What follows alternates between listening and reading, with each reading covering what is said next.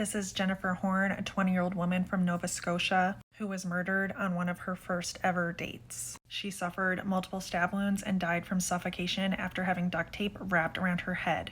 Jennifer was described as a homebody and had just started dating her coworker, Desmond McGuire. Desmond was 39 years old and her coworker at a senior's home in the Halifax area. The prosecutor told the jury that the evidence that they heard for the first-degree murder trial was disturbing and will cause them to feel shocked. Desmond had taken Jennifer back to his apartment and tied her to a chair with duct tape, which was wrapped around her hands, mouth, and eyes. A small slit was cut for her nose and ears before her clothes were cut off, and she was sexually assaulted and stabbed. The date had taken place on December 29th, 2007, and Jennifer's body was found in an apartment in Dartmouth on December 31st, 2007. On January 1st, 2008, Desmond McGuire and his girlfriend, Ashley Haley, were arrested for Jennifer's murder. This murder occurred as a result of a deliberate plan to lure Jennifer to her gruesome death. Desmond first told police that he had taken Jennifer to a bar in Dartmouth and then taken her home at 10 p.m. But then he said, when he was questioned again, that he had taken her back to his apartment.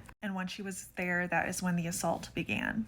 Jennifer had received over 40 injuries, and she may have bled to death if she had not suffocated first. That there was an additional layer of duct tape wrapped around her head, which created a complete airtight seal. In 2010, Ashley Haley pled guilty to first-degree murder. The mandatory sentence for a conviction of first-degree murder is mandatory life in prison with no parole eligibility until 25 years have been served.